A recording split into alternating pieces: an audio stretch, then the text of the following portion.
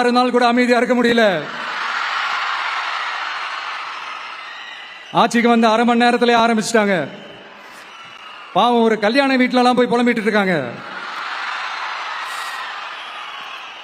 நான் சொன்னதெல்லாம் நடக்குதா? 1 by 1 எல்லா புலம்பல்ஸும். அது மாதிரி இத்தனை வருஷமா மாத்தி மாத்தி உங்களை ஏமாத்திக்கிட்டு இருந்த இந்த 2 வேண்டாம்னு சொல்லி ஒதுக்கிட்டு உங்களுக்காக உண்மையா உழைக்க வந்த உங்க விஜய, உங்க அண்ணன, உங்க தம்பிய முதலமைச்சரா இல்ல முதல் சேவகனா ஆக்கியிருக்கிறீங்க. தலை வணங்கி ஒட்டுமொத்த தமிழக மக்களுக்கும் இந்த நேரத்தில் என்னுடைய நன்றியை தெரிவிச்சுக்கிறேன். இந்த நேரத்தில் எங்களுக்கு ஆதரவு தெரிவிச்ச அத்தனை இயக்கங்களுக்கும், அத்தனை இயக்கத்தின் தலைவர்களுக்கும் மீண்டும் என்னுடைய நன்றியை தெரிவிச்சுக்கிறேன்.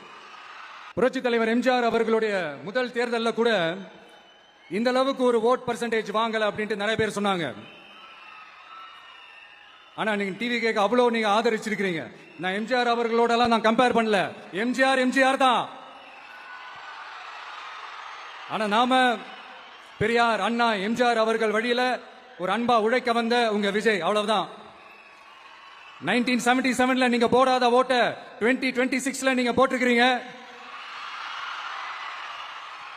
என்ன ஒண்ணு, இன்னும் கொஞ்சம் அதிகமா ஆதரிச்சிருந்தீங்கன்னா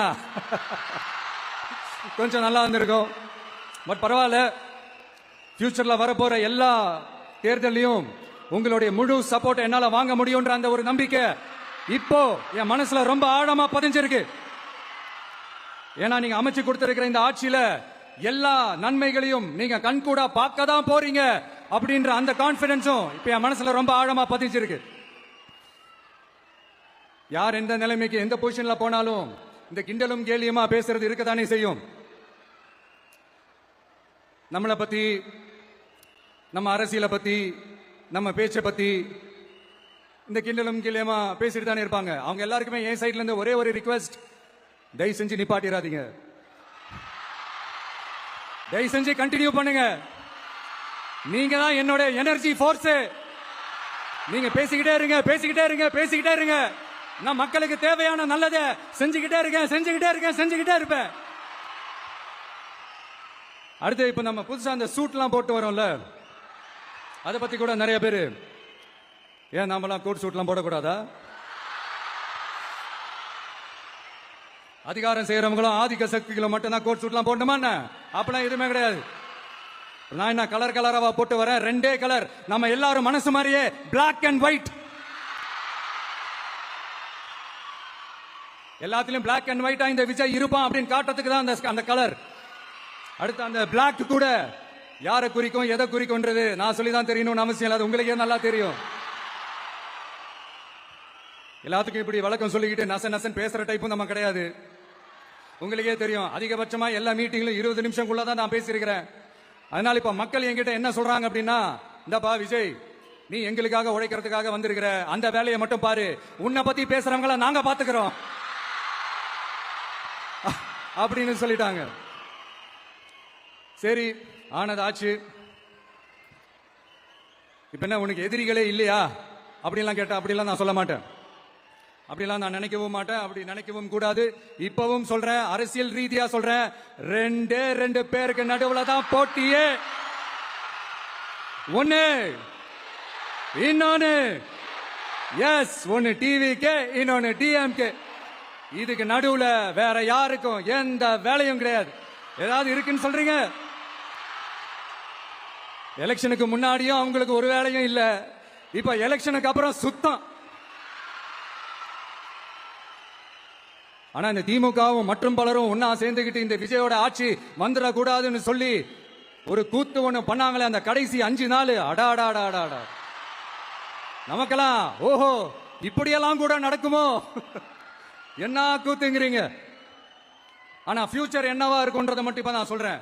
உங்களுக்காக உண்மையா உழைக்க வந்த இந்த விஜயா, இல்ல இந்த விஜயோட ஆட்சி அமைஞ்சிடக்கூடாதுன்னு தடுக்க நினைச்ச ஸ்டாலின் சாரா, அவ்வளவுதான். இதுக்கு நடுவுல வேற யாரும் எந்த அல்லு சில்லும் உள்ள வந்து நம்மளை தடுக்கிறதோ எதிர்க்கிறதோ ஏதாவது பண்ணாங்கன்னா நிர்வாகம் அதுக்கு பொறுப்பில்லை ராஜா, நிர்வாகம் அதுக்கு பொறுப்பில்லை. ரிசல்ட் என்னவா வரும்ன்றது அது உங்களுக்கே நல்லா தெரியும். நம்மள ஏளனமா பேசுறதா நினைச்சு நினைச்சு அவங்களுக்கு ஆப்பு வச்சுக்கிறாங்க. திமுக நம்மளை தடுக்க திமுக நம்மளை எதிர்க்க திமுக நம்மளை அவமானப்படுத்த அத்தனையும் நமக்கு நன்மையே.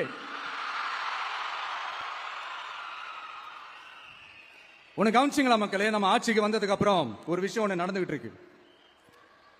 இது இந்த ஜென்சி தலைமுறையை அட்ராக்ட் பண்றதுக்காக இங்கிலீஷ் தமிழ் கலந்த அறிக்கை அது சொல்ல வந்த நினைச்சீங்களா? அந்த காமெடி எல்லாம் கிடையாது. அடுத்து இந்த ரியாலிட்டியை மறந்துட்டு இந்த ரீல்ஸ் போடுறது அது சொல்ல வந்தீங்களா? அந்த காமெடியும் கிடையாது. இது சீரியஸா ஒரு விஷயம் நடந்துகிட்டு இருக்கு. முன்னெல்லாம் சட்டசபையில யார் பேசினா நமக்கு என்ன, யார் அடிச்சுக்கிட்டா நமக்கு என்ன இருந்த கூட்டம்லாம் இப்ப சட்டசபையில என்ன நடக்குது, என்ன பேசிக்கிறாங்கன்றது ரொம்ப உன்னிப்பா கவனிக்கிறாங்க. கவனிச்சிங்களா? திமுக ஸ்டைலே சொல்லணும்னா ரீல்ஸ் போட்ட கூட்டம்லாம் இப்ப நியூஸ் பார்த்துக்கிட்டு இருக்காங்க. அதுல நமக்கு சந்தோஷம் தான், பெருமை தான். நம்மளுடைய யங்ஸ்டர்ஸ், நம்ம பெண்கள் எல்லாம் அந்த அரசியல் என்னன்னு தெரிஞ்சுக்கணும், அந்த அரசியல் என்னன்னு புரிஞ்சுக்கணும்னு அப்படி ஒரு விழிப்புணர்வு ஏற்பட்டிருக்கு. அதுல எங்களுக்கு சந்தோஷம் தான். இதெல்லாம் யாரால நடந்திருக்கின்றது நான் சொல்லிதான் உங்களுக்கு தெரியணும்னு அவசியம் இல்ல, அது உங்களுக்கு நல்லா தெரியும். இப்படிப்பட்ட நம்ம தெய்வங்களை, இப்படிப்பட்ட நம்ம மக்களை தற்குறின்றது இன்னமும் சொல்லிட்டு இருக்காங்க. நான் காஞ்சிபுரத்தில் சொன்னதை தான் இங்க நான் திரும்ப ரிப்பீட் பண்றேன். நீங்க தற்குறின்னு சொன்னீங்களே, அவங்க தான் உங்களோட அரசியல் வாழ்க்கையே ஒரு கேள்விக்குறி ஆக்கி இருக்கிறாங்க. கேள்விக்குறி ஆக்கிட்டாங்க, இன்னமும் ஆக்க போறாங்க. அன்னைக்கு நான் சொன்னப்போ சிரிச்சவங்க எல்லாம் இன்னைக்கு என்ன பண்ண போறாங்களோ? உண்மையை சொன்னாதான் அந்த கூட்டத்துக்கு கசக்குமே. உண்மையிலே நீங்க மக்கள் மனசை புரிஞ்சு வச்சிருந்தீங்கன்னா நீங்க இப்படி மக்களை தப்பாவே பேசியிருக்க மாட்டீங்க. அது என்ன அப்புறம் அரசியல் புரிதல் இல்லாம மக்கள் நமக்கு ஓட்டு போட்டுட்டாங்களாம். இந்த கவர்ச்சியில மயங்கி மக்கள் நமக்கு ஓட்டு போட்டுட்டாங்களா? நான் என்ன சரி விடுங்க.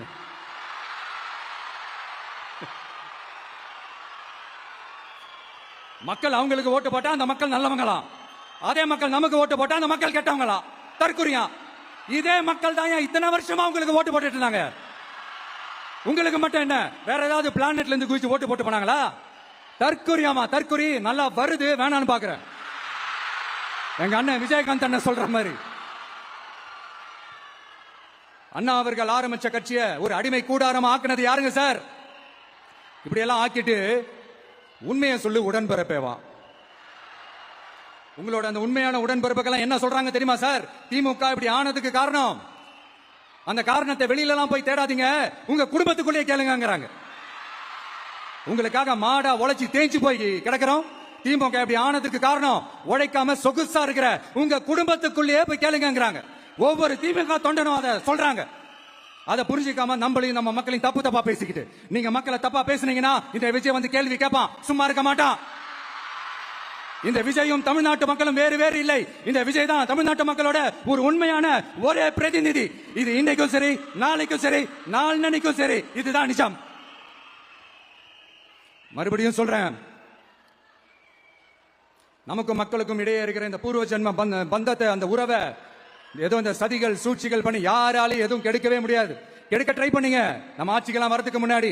என்ன சதிகள், என்ன சூழ்ச்சிகள், என்னென்னலாம் பண்ணி எப்படியெல்லாம் தடுத்துடலான்னு. ஆனா இப்ப ஆட்சிக்கு வந்த இந்த சாமானிய மக்கள் ஆட்சியை நீங்க இந்த எதிர்கட்சியா இருக்கும் போது ஒண்ணு யூஸ் பண்ணுவீங்களே, இந்த பழைய டெக்னிக், அதெல்லாம் யூஸ் பண்ணி நம்மளையும் மக்களையும் பிரிச்சலாம்னு நினைச்சீங்கன்னா அது ஒரு காலம் நடக்காது. மக்கள்லாம் ரொம்ப தெளிவாயிட்டாங்க சார், ரொம்ப தெளிவாயிட்டாங்க. அதனால ஒரு ஆக்கப்பூர்வமான ஒரு எதிர்கட்சியா செயல்பட்டு மக்கள் மனசை வெல்ல பாருங்க. இந்த கடைசி லாஸ்ட் 1 மந்தா நடந்த ஒரு சில விஷயங்கள் உங்ககிட்ட நான் ஷேர் பண்ணணும்னு ஆசைப்படுறேன். இந்த 200 யூனிட் மின்சாரம், கட்டணமில்லா மின்சாரம் அறிவிச்சோம். அதுல ஆல்ரெடி இருந்த 100 யூனிட் திமுக கொடுத்தது கிடையாது. மேடம் ஜெயலலிதா மேடம் இருந்தப்போ செஞ்சுட்டு போனது. ஸ்டாலின் சார் பதவி போன அந்த கடுப்புல அறிக்கையா விட்டு தள்ளிக்கிட்டு இருக்கிறாரு. என்ன பண்ணீங்க உங்களோட ஆட்சியில?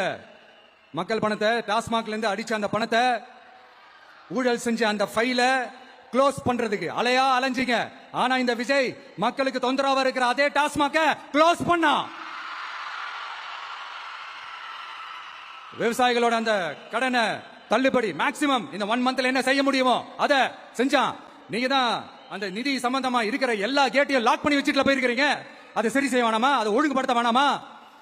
அதனால மறுபடியும் சொல்றேன், இந்த விஜய் பொய் சொல்லி ஏமாத்துறதுக்காக அரசியலுக்கு வரல.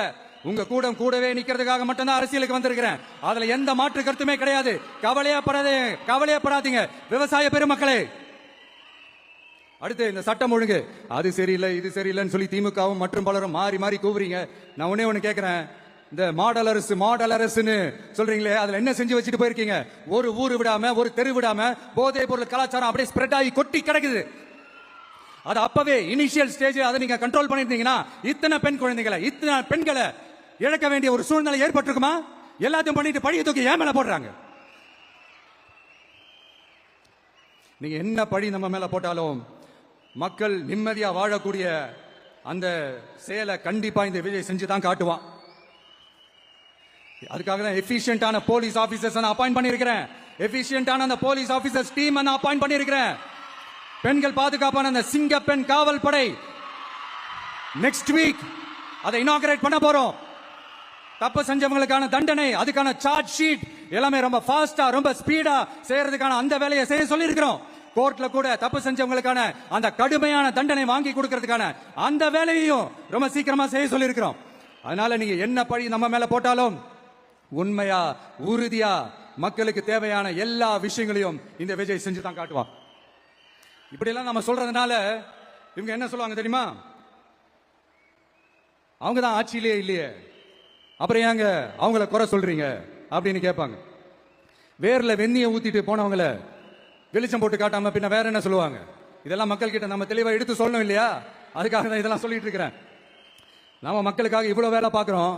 ஆனா இவங்க அதையெல்லாம் விட்டுட்டு குதிரை பேரம் பண்றாரு, அது பண்றாரு, இது பண்றாருன்னு சொல்லிட்டு தப்பா கதையெல்லாம் அடிச்சு விட்டுக்கிட்டு இந்த தீய சக்தியும் தீந்து போன சக்தியும்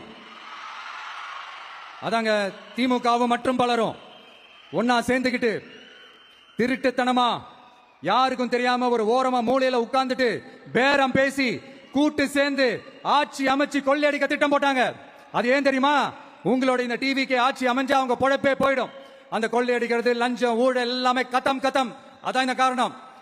அடுத்து ஸ்டாலின் சார், திமுக இப்போ தீய சக்தி மட்டும் இல்ல, மக்களை விட்டு ரொம்ப தூரமா போன தூர சக்தி, ஓர சக்தி, கோர சக்தி, பார சக்தி. நீங்க எப்போ இந்த தீந்து போன சக்தியோட நீங்க கூட்டு சேர்ந்துக்கிட்டு ஆட்சி அமைக்கணும்னு நினைச்சீங்களோ அப்பவே இந்த திமுக தூர்த்து போன சக்தியாகவும் ஆயிடுச்சு. நீங்களா நம்மளை பத்தி அவதூறு பேசலாமா சார்? இது நியாயமா? மக்களை இவ்வளவு பெரிய மக்கள் சக்தி நம்மளோடு இருக்கும் போது நமக்கு எதுக்கு வேற அரசியல்? எலெக்ஷன்ல 50-60 வருஷமா இருந்த சாதிய உடைச்சிருக்கிறோம், மதத்தை உடைச்சிருக்கிறோம், காசு கொடுத்து ஓட்டு வாங்கறத உடைச்சிருக்கிறோம். நாம எது செஞ்சாலும் கான்ஸ்டிடியூஷன்ல தான் செய்வோம். நாம சிங்கிள் மெஜாரிட்டி வாங்கி இருந்தாலும் நம்மள நம்பி முறையா கூட்டணியில கட்சியில ஆதரிக்க வர்றவங்களை அரவணைச்சு தான் இருப்போம். நான் இப்பவும் மீண்டும் டிக்ளேர் பண்றேன், டிவிகே ஆட்சி எந்த பாகுபாடும் இல்லாம எல்லாருக்குமான ஒரு ஆட்சியா தான் இருக்கும்.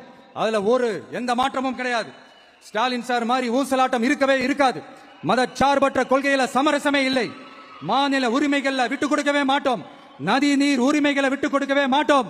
சமூக நீதி, சமத்துவ நீதிய ஒரு நாளும் விட்டு கொடுக்கவே மாட்டோம். அதனால திருச்சி கிழக்கு தொகுதி மக்களே, தமிழ்நாட்டில் இருக்கிற 234 தொகுதியும் நம்ம தொகுதி தான். அதுல எந்த கட்சி ஜெயிச்சிருந்தாலும் அது நம்ம தொகுதி தான். பெரம்பூரா இருக்கட்டும், திருச்சி கிழக்கா இருக்கட்டும், எனக்கு 2 கண்கள் மாதிரி.